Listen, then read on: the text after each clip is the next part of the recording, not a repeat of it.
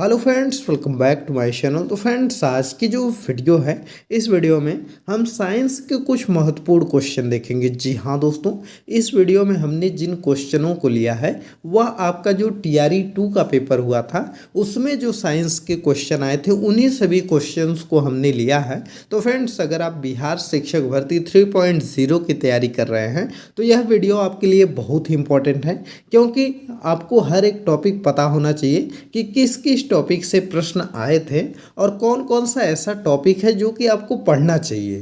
क्योंकि फ्रेंड्स, अगर आप जो है कि प्रीवियस ईयर के आधार पर नहीं पढ़ेंगे, जो टीआरई 2 टीआरई 1 में जो पूछे गए हैं उसके आधार पर अगर आप टीआरई 3 की तैयारी नहीं करेंगे तो आपकी एक अच्छी तैयारी नहीं हो पाएगी। तो चलिए देख लेते हैं कि किस किस टॉपिक से प्रश्न आपके आए थे। तो फ्रेंड देखिए, उसमें जो साइंस का आपका क्वेश्चन आया था टीआरई 2 में, पहला क्वेश्चन आपका आया था कि धातु निष्कर्षण में निम्नलिखित में से किसका उपयोग किया जाता है? कोक का, पेट्रोलियम का, कोल तार का, कि इन उपयुक्त में से एक से अधिक, उपयुक्त में से कोई नहीं। तो देखिए, यहाँ पर मेन रूप से पूछा गया है कि जो धातु का निष्कर्षण होता है इसमें हम किस धातु का उपयोग करते हैं? कोक का करते हैं, पेट्रोलियम का करते हैं, कि कोलतार का करते हैं? तो इसका सही आंसर जो है वह है कोक का। जी हाँ दोस्तों, कोक का उपयोग जो है स्टील के निर्माण और कई धातुओं के निष्कर्षण के लिए किया जाता है, और कोक कार्बन का लगभग शुद्धतम रूप होता है, तो इसलिए इसका प्रयोग करते हैं। यह झरझरा एवं काला पदार्थ होता है कोक जो होता है, और यह गर्मी और बिजली का भी कुचालक होता है, इसलिए आसानी से यह जल जाता है और धुआं भी नहीं करता। तो इसलिए हम लोग कोक का प्रयोग करते हैं। अगला प्रश्न देखते हैं कौन सा दिया गया था। तो अगला प्रश्न आपका था कि प्रिज्म से गुजरने पर सबसे अधिक अपरिवर्तित होने वाला रंगीन प्रकाश होता है? पीला होता है, बैंगनी होता है, कि नीला होता है, कि उपयुक्त में से कोई नहीं, उपयुक्त में से एक से अधिक? तो यहाँ पर देखिए, जो प्रश्न दिया गया है कि जो प्रिज्म होता है उससे जो सबसे अधिक परिवर्तित होने वाला रंगीन पदार्थ कौन सा होता है? तो वह आपका होता है बैगनी। जी हाँ दोस्तों, बी वाला ऑप्शन आपका सही हो जाएगा, जो सेकंड है, क्योंकि पारदर्शी माध्यम से गुजरने पर सफ़ेद प्रकाश का जो है कि 7 रंगों में यह विभक्त हो जाता है, जो कि प्रकाश का विक्षेपण कहलाता है। और श्वेत प्रकाश का परिकर्ण इसलिए होता है क्योंकि पारदर्शी माध्यम से गुजरते समय विभिन्न रंगों की रोशनी का अपवर्तन कोण अलग अलग होता है। तो हर एक जो रोशनी है उसका अपवर्तन कोण अलग अलग होता है, तो इसलिए जब वह श्वेत प्रकाश गुजरता है तो उसका परिकीर्णन हो जाता है, और इसमें जो है कि लाल रंग सबसे कम विचलित होता है, और जो आपका बैंगनी रंग है वह सबसे ज़्यादा विचलित होता है। तो आप ही यह क्रम याद भी किए होंगे विबग्योर का, तो इसको आप याद कर लीजिएगा। चलिए नेक्स्ट प्रश्न देखते हैं। अगला प्रश्न आपका दिया गया था कि किसी चालक का प्रतिरोध समानुपाती होता है? तो यह प्रश्न था आपका कि जो चालक का प्रतिरोध है यह किसके समानुपाती होता है? उसके अनुप्रस्थ काट के क्षेत्रफल के, कि उसके घनत्व के, कि उसकी लंबाई के, कि उपयुक्त में से एक से अधिक, उपयुक्त में से कोई नहीं? तो देखिए, इसका जो सही आंसर आपका हो जाएगा वह आपका हो जाएगा इसका ऑप्शन नंबर 3। जी हाँ दोस्तों, उसकी लंबाई के जो है कि यह प्रतिरोध समानुपाती होता है, तो इसको आप याद रखिएगा।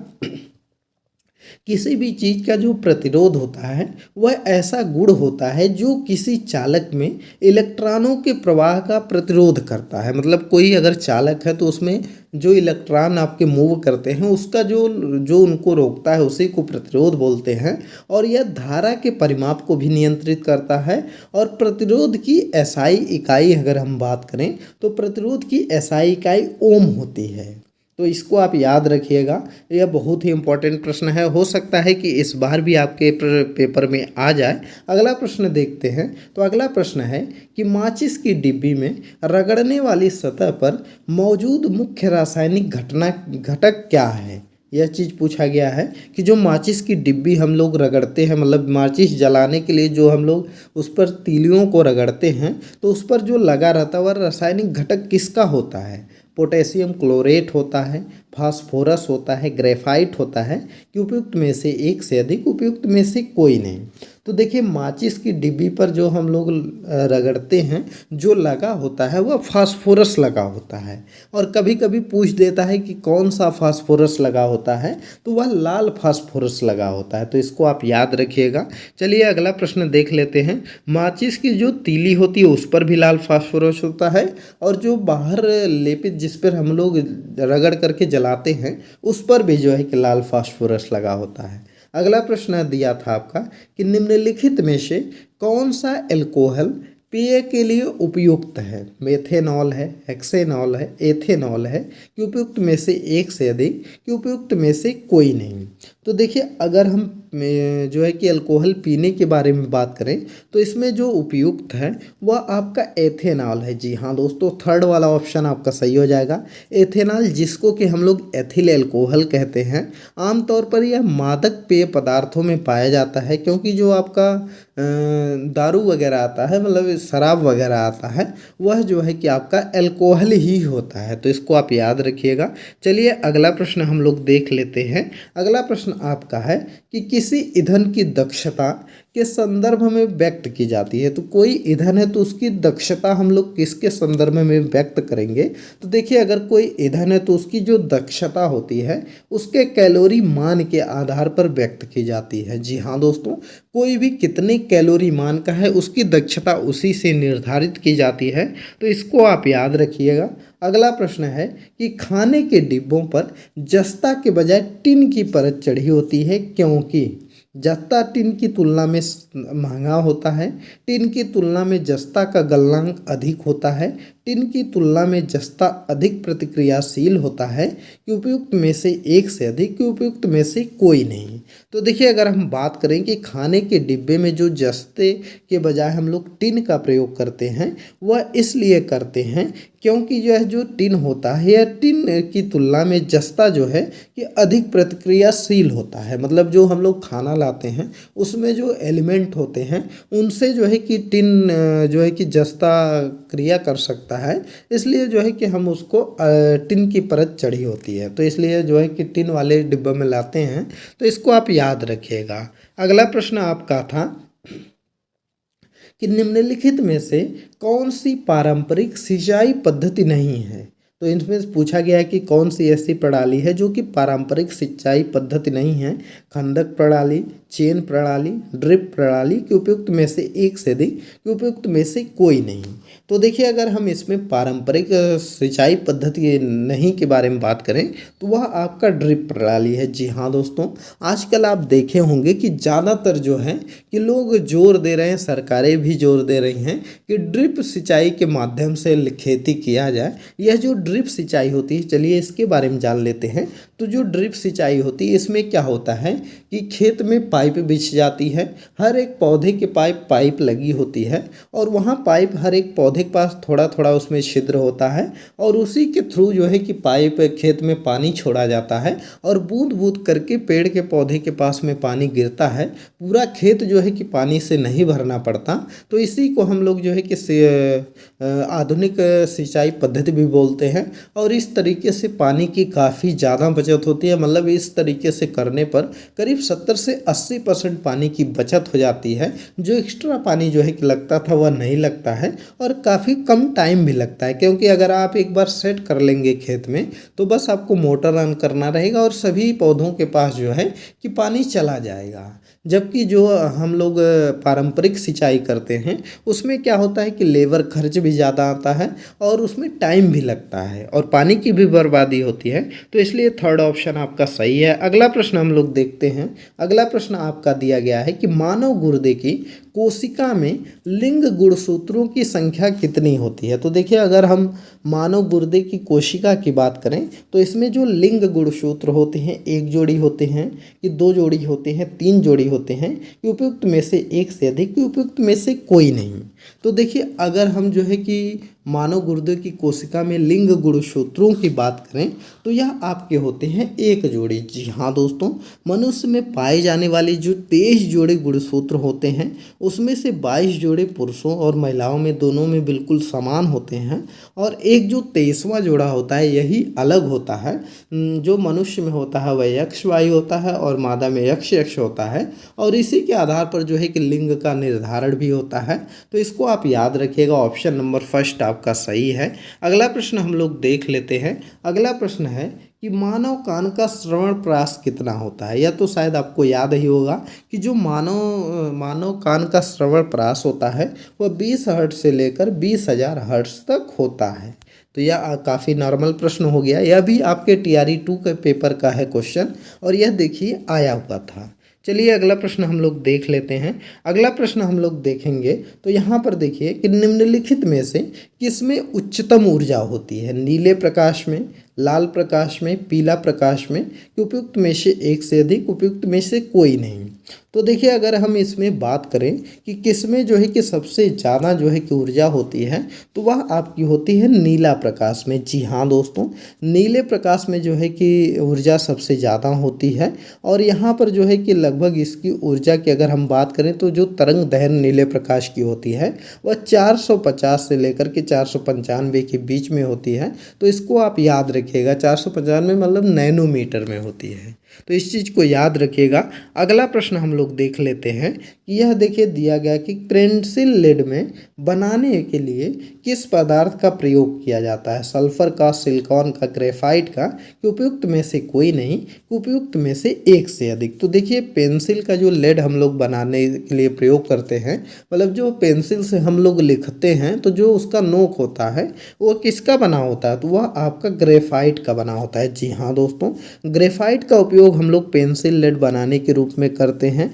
यह नरम होता है और कागज पर अपना प्रभाव भी छोड़ देता है, और ग्रेफाइट एक हेक्सागोनल समतलीय परत संरचना वाला कार्बन का अपर रूप यह होता है, और यह मुलायम भी होता है, फिसलनदार भी होता है, और भूरे काले रंग का होता है। तो यह इम्पोर्टेंट प्रश्न है दोस्तों, क्योंकि जो आपका ग्रेफाइट है इससे प्रश्न आपके बहुत बनते हैं, तो इसको आप याद कर लीजिएगा। जितने भी आपके जो है कि प्रश्न इससे बनते हैं आप एक बार ग्रेफाइट के बारे में अच्छे से पढ़ लीजिएगा, क्योंकि जो ग्रेफाइट होता है वह आपका एक अधातु है, और अधातु जो है कि वह आपका क्या होता है कि विद्युत का चालन नहीं करती है, लेकिन ग्रेफाइट करता है। ग्रेफाइट जो है कि विद्युत की सुचालक होती है, तो इसको भी आप याद रखिएगा।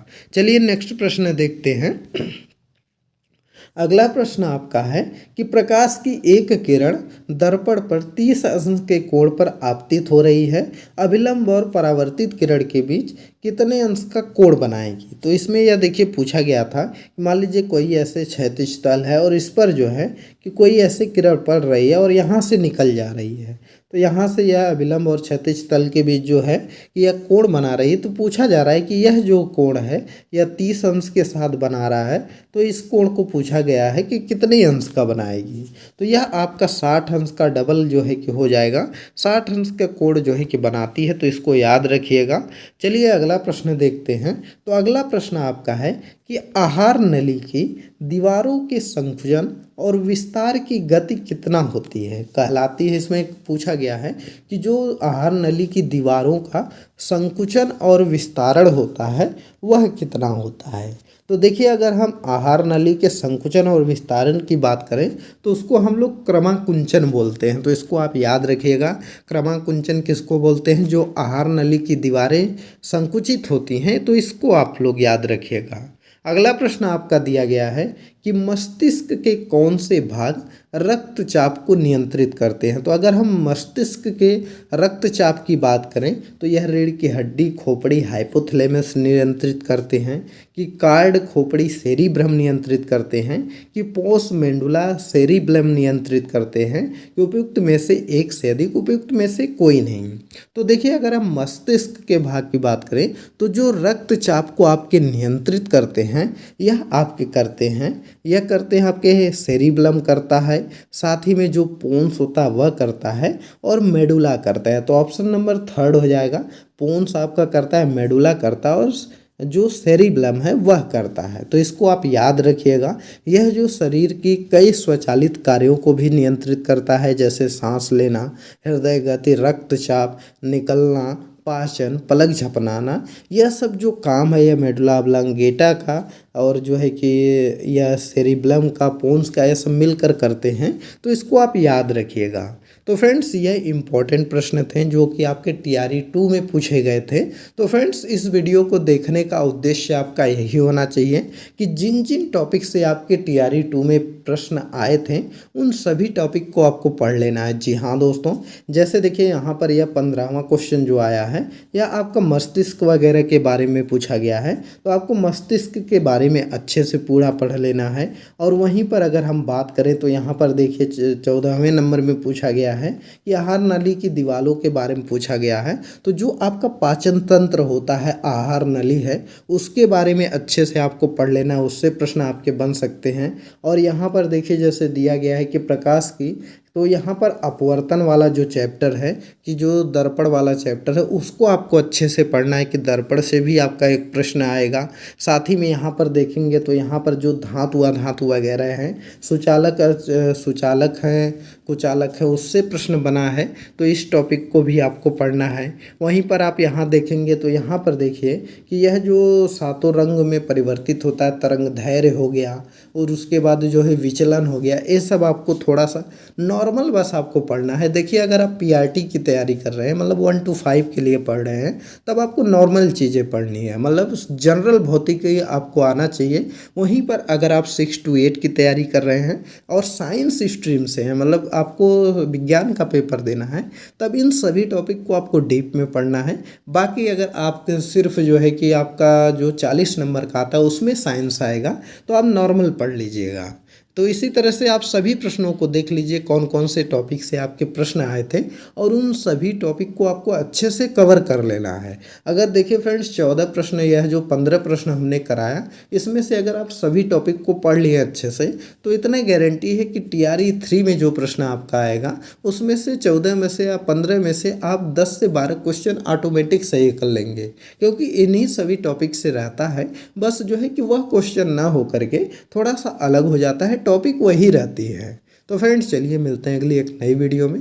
वीडियो पसंद आई हो तो वीडियो को लाइक करिए, ज़्यादा से ज़्यादा शेयर करिए। चैनल पर नए हैं तो चैनल को सब्सक्राइब करिए।